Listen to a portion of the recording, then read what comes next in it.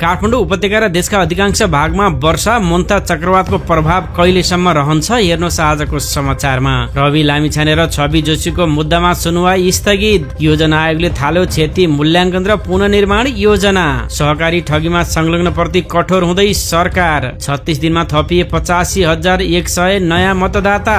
दल दर्ताका लागि रेशम चौधरी निर्वाचन आयोग पुगे। कांग्रेस केन्द्रीय समितिको बैठकमा बहुसंख्यक सदस्यहरू नियमित महाधिवेशनको पक्षमा। जिल्ला स्तरीय सुरक्षा समितिहरूमा निजी क्षेत्रका प्रतिनिधि समेत समावेश गराउन उद्योग वाणिज्य महासंघको माग। प्रधानमन्त्री कार्की र जर्मनीका राजदूत बीच भेटवार्ता। राहदानी छपाईका लागि आवश्यक पहल गरिदिन आग्रह।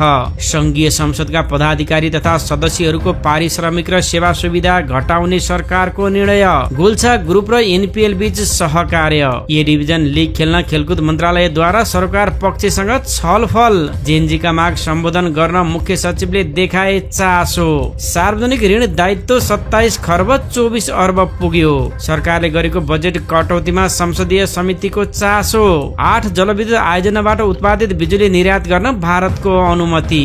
कंग्रेसमा आबद्ध जेनजीको माग सुशासनको सुरुवात गर्न पार्टीले आन्तरिक सुशासन आयोग गठन गरोस्। रुग्ण ठेक्काको व्यवस्थापनमा सरकार सकारात्मक रहेको अध्यक्ष सिंहको भनाई। 3 करोड बढीको घर जग्गाको कारोबार गर्न लाइसेन्स लिन आह्वान। राष्ट्रिय समावेशी आयोगको वार्षिक प्रतिवेदन राष्ट्रपति समक्ष पेश। अविरल वर्षाका कारण उपत्यका सहित देशभरको जनजीवन प्रभावित। बीपी राजमार्गमा राति सवारी साधन चलाउनका लागि रोक लगाइयो। मलेसियाको नयाँ मापदण्ड प्रति श्रम मन्त्रालयको गम्भीर ध्यानाकर्षण।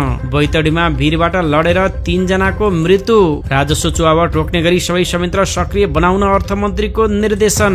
बीपी राजमार्ग पुनर्निर्माण गर्न जापान सरकारले दियो 2 अर्ब 60 करोड अनुदान। खगेन्द्र सुनारलाई 50,000 धरोटीमा छाड्न काभ्रे अदालतको आदेश। सुरक्षा निकायले साथ छोड्दा ओली नेतृत्वको सरकार ढलेको एमाले महासचिव शंकर पोखरेलको भनाई। अमेरिकी खेलाडी मिलिन्द कुमार काठमाडौँ गोर्खाजमा अनुबन्ध। युगाण्डाका राम जानीले चितवनबाट एनपीएल खेल्ने।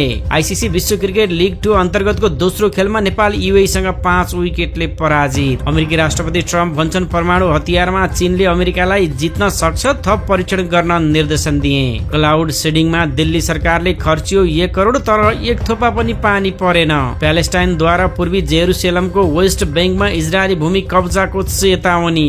एक्जिट पोल भन्छ डच संसदीय निर्वाचनमा D66 को जिनो अग्रता। युद्धविराम सम्झौता प्रति अझै प्रतिबद्ध रहेको हमासको भनाई। गाजामा इजरायली आक्रमणमा 100 प्यालेस्टाइनीको मृत्यु।